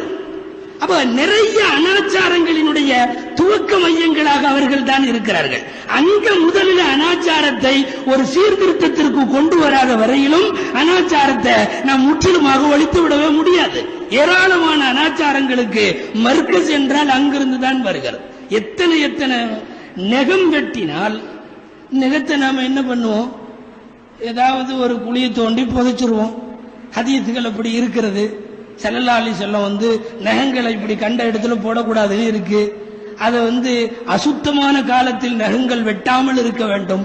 குறிப்பாக குளிப்பு கிழமையாக இருக்கிற போது நகங்கள் வெட்டாமல் இருக்க வேண்டும். சுத்தமாக இருக்கிற போது தான் வெட்டணும். இதெல்லாம் இருக்கு. நம்ம பொம்பளைங்க நகத்தை வெட்டி இந்த ஹதீஸ் அளவுக்கு செய்யறாங்க, குழி தோண்டி புதைக்கிறாங்க. ஆனா அதுல கொஞ்சம் நிறைய சேர்ந்துரும். அப்படி ஒரு பெரிய பில்டப். நகத்தை கையில எடுத்துட்டு போய் நம்ம ஊர் பக்கம் பொம்பளைகள்கிட்ட போனா கையில பிடிச்சிட்டு அது வசனம் பேசுது. சிப்பி முத்து செவரி முத்து நாயகத்தை கண்டியா, ஒம்பேரு நெகம் எம்பேரு ஐசாமா, நாளைக்கு மகசர்ல உனக்கும் எனக்கும் சம்பந்தம் இல்ல, இவ்வளவு சொல்லி ஒரு குழியை தோண்டி புதைக்கிறாங்க. இதை எந்த கிதாபுல போய் பார்க்கிறது? சிப்பி முத்து செவரி முத்து நாயகத்தை கண்டியா, நாயகத்துக்கு சலாம் சொல்லி விடுது. யார்கிட்ட? நகத்துட்ட. சங்க இலக்கியங்கள்ல எல்லாம் மான் விடு தூது, மயில் விடு தூதுமா. இது நகம் விடு தூது, நகம் விடு தூது எடுத்துட்டு நாயகத்துக்கு சொல்லி அனுப்பிச்சுட்டு, ஒம்பேர் நெகம் எம்பேர் ஐசாமா, நாளை மகசர்ல உனக்கும் எனக்கும் சம்பந்தம் இல்ல, நீ தயவு செய்து அல்லாட்ட என்னை போட்டு கொடுத்துறாதுன்னு அர்த்தம். இது நிறைய இப்படி மசாயில்கள் அங்க தோன்றனா வந்துகிட்டே இருக்கும் பெண்கள்கிட்ட. நாம் கேள்விப்படாதது, எந்த உலமாக்களும் கேள்விப்படாதது, எந்த கிதாபுகளிலும் இல்லாதது. அப்போ அனாச்சாரங்கள் அங்கே சீர்திருத்தப்படாத வரை நாம பொதுவா அனாச்சாரங்களை ஒழித்து விடலாம் என்று நினைப்பது முடியாது. பெண்களை முதலில் இதுதான் மார்க்கம், இந்த கோட்டிற்கு மேல் போவதற்கு உனக்கு அனுமதி இல்லை என்ற ஒரு வரையறைக்குள் பெண்களை கொண்டு வந்து விட்டால் நிச்சயமாக இந்த அனாச்சாரங்களை நாம் ஒரு கட்டுப்படுத்தி விட முடியும். அதோடு ஆண்கள்கிட்ட உள்ள பெரிய அனாச்சாரம் இருக்குல்ல, ஜோசியம், ஜாதகம், பேர் பொருத்தம் பார்க்கிறது. இப்ப இதுதான் அதிகமா பார்க்கிறான். பேர் ஒண்ணு இல்ல, பேர் அப்படி இருக்கும். அவன்கிட்ட போய் பெயரியல் பேராசான், அவன் நியூமராலஜி, அவன்கிட்ட போய் உட்கார்ந்து என்ன பண்ணலான்னு அவர் சொல்லுவார், இந்த அப்துல் காதர்னு எழுதுறீல்ல, அந்த DH போடாத, அப்துல் அப்படின்னு போடு, DUL போடு, ஒரு H தூக்கு, இந்த ஏவை இப்படி போடு, அந்த எல்ல அப்படி போடு, என்னென்னமோ சொல்லிடுவார். இவர் அப்படி செஞ்சுட்டாருன்னா இவர் வாழ்க்கை மேல போயிருமா. ருக்கு, சுஜூது, தொழுக, வணக்கம், இபாதத்து, கலா, கதிர் அதெல்லாம் இல்ல. இதெல்லாம் செஞ்சுட்டா இவர் வாழ்க்கை மேல போயிரும். ஸ்பெல்லிங் போய் மாத்திட்டு வர்றாங்க. எனக்கு நினைவு இருக்கிறது, ஒரு ஆள் என்கிட்ட வந்து கேட்டார், அதற்கு நவ் ஃபுல் அப்படின்னு பேர் வைக்கலான்னார். நவ் ஃபுல் அப்படின்னார். இல்ல அப்படி இல்ல, நவ் ஃபுல்லுன்னு எல்லாம் வைக்க கூடாது, பேர் இல்ல. இல்ல நான் கன்சல்ட் பண்ணிட்டேன் ஒரு நியூமராலஜிட்ட, அதுக்கு பேர் கன்சல்டா, முசீபத்து. நான் கன்சல்ட் பண்ணிட்டேன், அவர் வந்து ஃபுல்லுன்னு முடியிற மாதிரி பேர் சொல்றார். ஃபுல்லுன்னு முடியணும் அந்த மாதிரி சொல்லுங்க. நான் யோசிச்சு பார்த்து அதான் நானும் சொல்றேன், நவ் ஃபுல்னு வைக்கலாம்னு நினைக்கிறேங்க. சேர்த்து வைக்கலாமா? நவ் ஃபுல்லுன்னு எல்லாம் பேர் இல்லப்பா. அப்பனா வேற ஏதாவது ஃபுல்லுன்னு முடியிற மாதிரி சொல்லுங்கன்ட்டு நிக்கிறான். அது ஏன் ஃபுல்லுன்னு முடிகிற மாதிரி நிக்கிற? இல்ல ஃபுல்லுன்னு வச்சா தான் இவன் வாழ்க்கை சரியா வருமா? இனி ஃபுல்லுன்னு வைக்கிறதுன்னா டாஸ்மாக்னு பேர் வைக்க வேண்டியதான். எங்க போட்டு ஃபுல்லு ஆஃப்னு எவனோ மாற்ற சொன்னான் என்று பெயரை மாற்றுகிற பெயர் ஜோதிடம் எங்கிருந்து வருகிறது? கிரிக்கெட்ல ஒரு ஆள் இருந்தான், கிரிக்கெட்ல ஒரு வீரன், ஒரு செய்தி தான், ஸ்ரீகாந்த் ஒருத்தன் ரொம்ப நாளா சரியாவே விளையாடுறது இல்லையா. அவன் என்ன பண்ண, கொஞ்ச நாளைக்கு முன்னாடி அவன் போய் ஏதோ ஒரு நியூமராலஜிஸ்ட் உட்காந்து என் பேருக்கு ஏதாவது ஒரு நல்ல ஏதாவது சொல்லுங்க.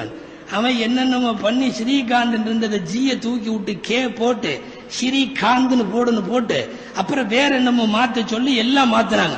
இனிமேல் இவர் 4-6 பூந்து விளையாடுவாருன்னு பார்த்தா பேரை மாத்தி 15 நாள்ல டீம் அவுட்டே தூக்கிட்டானுங்க. அன்னைக்கு போனவன் தான் இன்னும் திரும்பி வரல, டீம் அவுட்டே தூக்கியாச்சு. ஒரு பெயரை மாற்றுவது எப்படி வாழ்க்கையை மாற்றும்? பேரை மாத்தி வைக்கிறவனை கூப்பிட்டு உட்கார வச்சு அன்னைக்கு பேட்டி கண்டாங்க சென்னையில ஒரு நிகழ்ச்சியில. நீங்க என்ன எல்லா இடத்துக்கும் பேரை மாத்தி வச்சா சரியா போயிருங்கிறீங்க, குற்றம் எல்லாம் குறையிறதுக்கு பேரை மாத்தி வச்சா குறையும். அப்ப அந்த நிருபர் கேட்டாரு, சிறைச்சாலையில பூரா குற்றவாளிகள் தான் இருக்காங்க, அவங்களை எல்லாம் என்ன பண்ணலாம்னா, அவன் தைரியமா சொல்றான், மத்திய சிறைச்சாலைங்கிற பேர்ல கொஞ்சம் மாற்றம் செஞ்சா திருத்திடுவாங்கிறான். எங்க போய் சொல்றது? மத்திய சிறைச்சாலைங்கிறத கொஞ்சம் மாத்தி வச்சா வேற மாதிரி ஆயிரும். நிறைய அனாச்சாரங்கள், அதுல ஆண்கள் பரப்பி விடுகிற அனாச்சாரங்கள் இதுவெல்லாம். அப்பப்போ சீசனுக்கு தகுந்த மாதிரி ஏதாவது அனாச்சாரம் வரும். இந்த பேப்பருக்கான ஒண்ணும் கிடைக்கலன்னா இலங்கை தமிழர்கள், காவிரி பிரச்சனை, இப்படி சில பேர்த்த வச்சிருப்பான் வரிசையா அப்பப்ப தூக்கி விடுறதுக்கு. அந்த மாதிரி நம்ம எதுவும் இல்லைன்னாலும் ஏதாவது ஒரு அனாச்சாரத்தை ஒரு சீசனா கொண்டு வந்து விட்டுருவோம். ஏதாவது ஒண்ணு திடீர்னு இப்ப ஒரு வாரத்துக்கு முன்னாடி செவ்வாய் கிரகத்துல பொம்பளை போற மாதிரி இருக்குன்ட்டான். செய்தி படிச்சிருப்பீங்கன்னு நினைக்கிறேன். செவ்வாய் கிரகத்துல காலையில சொன்னா பெண் நடக்கிற மாதிரின்னு, சாயந்தரம் மேரி அம்மான்னா. இது எங்கேயோ போயிருச்சு. அப்புறம் மறுநாள் ஏதோ விஞ்ஞான விளக்கம் கொடுத்து நல்ல வேலை தப்பிச்சது, இல்லாட்டி மேரி அம்மாவா இருந்தது மறுநாள் மாரியம்மாவா இருக்கும். எவ்வளவு நேரம் வேணும் அதுக்கு? ஏதாவது ஒன்று கிடைத்து விட்டால் அந்த செய்தியை ஊதி பெருசாக்குறது. திடீர்னு அப்பப்போ ஒரு சீசன் ஆரம்பிப்பானுங்க. ஒரு நோட்டீஸ் ஒண்ணு, மதீனா பள்ளியில் கண்ட உண்மை சம்பவம் பா. பாத்திருக்கீங்களா அந்த நோட்டீஸ? எல்லா ஊர்லயும் இருக்கு. மதீனா பள்ளியில் கண்ட உண்மை சம்பவம்.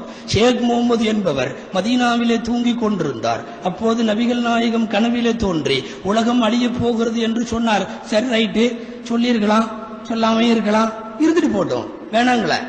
அடுத்த பேரை ஆரம்பிப்பான் பாருங்க, ரொம்ப அதிர்ச்சி. இந்த நோட்டீஸை ஒருவர் 1000 காப்பி அச்சடித்து கொடுத்ததால் லாட்டரியில 1 லட்சம் விழுந்தது, எப்படியா உழுகும்? இப்ப ஸல்லல்லாஹு அலைஹி வஸல்லம் சொன்ன ஒரு செய்தியை சொல்றதுக்கு லாட்டரியில 1 லட்சம் உழுகுமா? இது கூட பரவாயில்ல. அடுத்த அதிர்ச்சி, இந்த நோட்டீஸை உதாசீனப்படுத்தி கிழித்து எரிந்த ஒருவர் கார் விபத்திலே அங்கேயே போய்விட்டார்மா. நம்மால் படிச்சுட்டு இருக்கிறவ கை நடுங்கும். இதை என்ன பண்றது? இப்ப இந்த நோட்டீஸை கீழே போட்டாலும் வம்பு, ஆயிரக்கணக்கில் அடிச்சு கொடுக்கலாம் முடியாது. சில பேர் விவரமா கொண்டு பள்ளியாசல வச்சுட்டு போயிருவான். எங்க குர்ஆன் எல்லாம் வைப்பாங்கல்ல, அந்த இடத்துல கொண்டு நோட்டீஸ் சொல்லி விட்டு போயிருவான். இன்னும் கொஞ்சம் விவரமானவனா இருந்தா அஜர் குரூப்புக்குள்ள போட்டுருவான். முடிஞ்சது. மதீனா பள்ளியில் நடந்த உண்மை சம்பவம் மாதிரி இதை கிழிச்சா உனக்கு ஏதாவது ஆயிரும்னா இவருக்கு ஆட்டம் வந்துடும். அல்லாஹ் நினைத்தாலே தவிர உனக்கு ஒண்ணும் வரவும் முடியாது, உன்னை விட்டு போகவும் முடியாது. அபூ மஸ்ஊத் என்கிற சஹாபிக்கு நபி ஸல்லல்லாஹு அலைஹி வஸல்லம் சொன்ன அந்த செய்தியோடு நான் முடிக்கிறேன். அபூ மஸ்ஊத் ரலியல்லாஹு அன்ஹுவை பார்த்து சொன்னார்கள், முத்தாய்ப்பான நாம் என்றைக்கும் இந்த உம்மத்தை நினைவில் வைத்துக் கொள்ளக்கூடிய ஒரு ஹதீஸ், வஅலம் அன்னல் உம்மத இதா ஜ்தமஉ அலா அன் யன்ஃபஊக பிஷைஇன் லம் யன்ஃபஊக். இந்த உம்மத்து ஒன்று சேர்ந்து, அத்தனை பேரும், லட்சம் பேர், கோடி பேர் சேர்ந்து உனக்கு ஏதாவது ஒரு நன்மையை தர அவர்கள் நாடினால் அல்லாஹ் நாடாமல் அவர்களால் முடியாது. வலபிஸ்தமஉ அலா அன் யதுர்ருக பிஷைஇன் லம் யதுர்ருக். அதே போல உனக்கு தீங்கு தருவதற்கு அவர்கள் நாடினாலும், இந்த உம்மத்தே சேர்ந்து நாடினாலும் தர முடியாது. இதுதான் ஒரு முஸ்லிமுடைய நம்பிக்கை.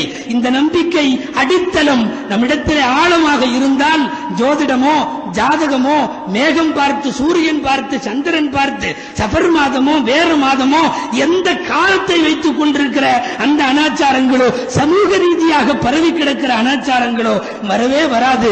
எல்லாம் வல்ல அல்லாஹு ஜல்ல சுப்ஹானஹு வ தஆலா மார்க்கம் எதுவரை நமக்கு கோடு போட்டு சட்டங்கள் என்று வகுத்து தந்திருக்கிறதோ அந்த சட்டங்களை மாத்திரம் பின்பற்றி அனாச்சாரங்களை அப்புறப்படுத்தி வாழுகிற நன்மக்களாக அல்லாஹ் நம் அனைவர்களையும் ஆக்கி அருள் புரிவானாக. ஆமீன் ஆமீன். இந்த வாய்ப்பை ஏற்பாடு செய்திருந்த சேலம் மாநகர ஜமாஅத்துல் உலமா அவருக்கு மீண்டும் ஒரு முறை நன்றி கூறி விடைபெறுகிறேன். வாஹிரு தஅவானா அல்ஹம்துலில்லாஹி ரப்பில் ஆலமீன். அஸ்ஸலாமு அலைக்கும் வரஹ்மத்துல்லாஹி